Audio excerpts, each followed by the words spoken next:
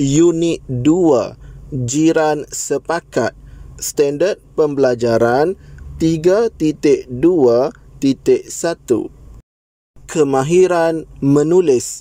Adik-adik boleh merujuk buku teks Bahasa Melayu Sekolah Jenis Kebangsaan tahun 4 pada muka surat 9.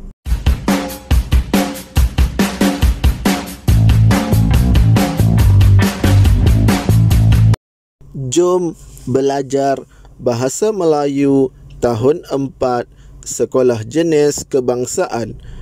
Tema 1, Harmoni Sentiasa. Unit 2, Jiran Sepakat. Adik-adik boleh merujuk buku teks Bahasa Melayu Sekolah Jenis Kebangsaan tahun 4 pada muka surat 9.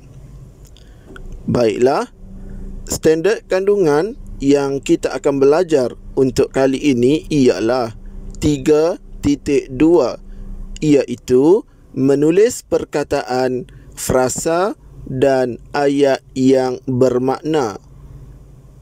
Standard pembelajaran pula yang kita akan belajar untuk kali ini ialah 3.2.1, iaitu membina dan menulis ayat dan perenggan daripada bahan multimedia. Standard pembelajaran ini merupakan kandungan asas dalam dokumen penjajaran kurikulum Bahasa Melayu Sekolah Jenis Kebangsaan tahun 4 versi 2.0.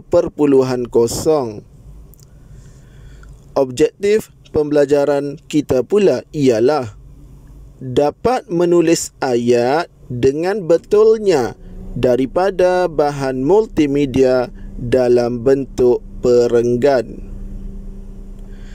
Baiklah, berdasarkan gambar yang terdapat dalam muka surat ini, kita lihat dahulu gambar yang pertama, iaitu tajuk kecil kita, Taman Poket.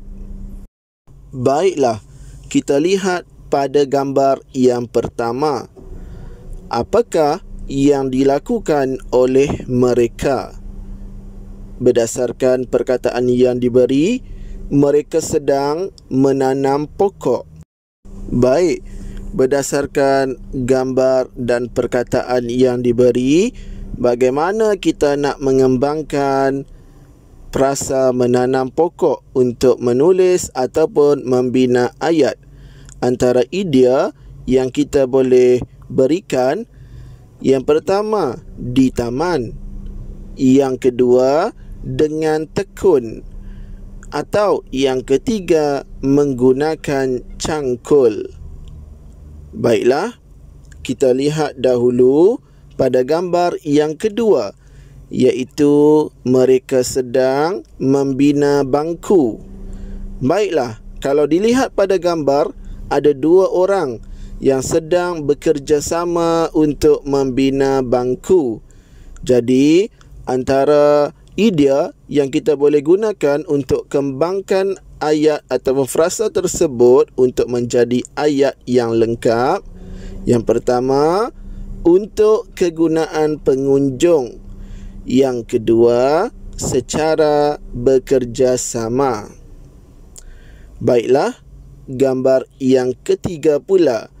Kita lihat pada gambar, ada dua orang sedang memasang papan tanda.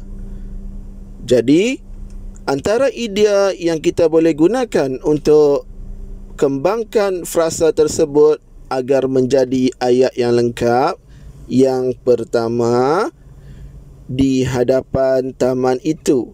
Atau yang kedua, agar lebih ceria. Baiklah, kita lihat pula pada gambar di bawah, iaitu gambar yang keempat.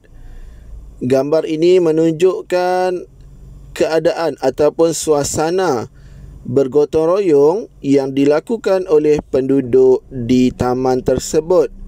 Baiklah, dalam gambar ini ada penduduk yang sedang mengecat kerusi taman. Ada pula yang sedang mencuci longkang.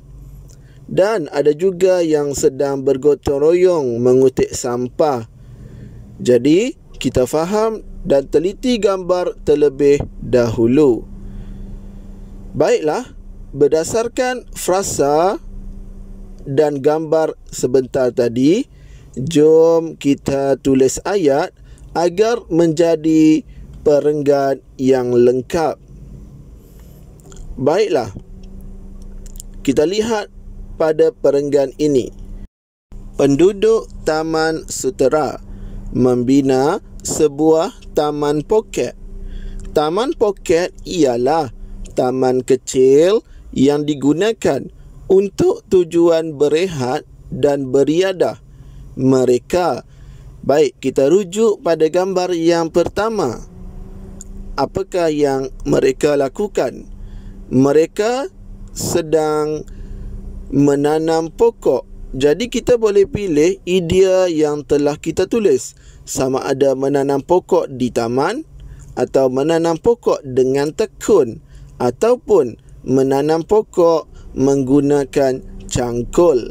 Jadi lengkap ayat yang tersebut. Seterusnya, ayat yang seterusnya kita lihat pula pada gambar yang kedua. Mereka membina bangku. Membina bangku untuk kegunaan pengunjung ataupun membina bangku secara bekerjasama. Dan ayat seterusnya, mereka memasang papan tanda di hadapan taman itu atau agar lebih ceria. Jadi, perenggan yang pertama telah berjaya kita lengkapkan berdasarkan idea yang telah kita cari dan kenal pasti serta frasa dan gambar di atas. Baiklah, untuk perenggan kedua pula. Setelah taman itu siap dibina, mereka menjaga kebersihan taman itu bersama-sama. Mereka bekerjasama berdasarkan gambar yang keempat tadi. Bekerjasama apa? Bekerjasama mencuci longkang agar tidak tersumbat. Seterusnya, mereka juga bergotong royong membersihkan kawasan taman itu. Selain itu, mereka mengecat kerusi taman itu yang sudah pudar warnanya. Mereka menjaga kebersihan dan keceriaan taman itu agar taman itu kekal bersih dan indah. Jadi, lengkaplah kedua-dua perenggan berdasarkan frasa dan gambar di atas. Jadi, ini ialah kod QR, iaitu kepautan kuis yang telah disediakan. Adik-adik bolehlah mengimbas kod QR ini untuk kepautan kuis tersebut. Setakat ini sahaja dulu pembelajaran kita untuk kali ini. Semoga kita berjumpa lagi dalam pembelajaran yang akan datang. Sekian, terima kasih. Bye-bye.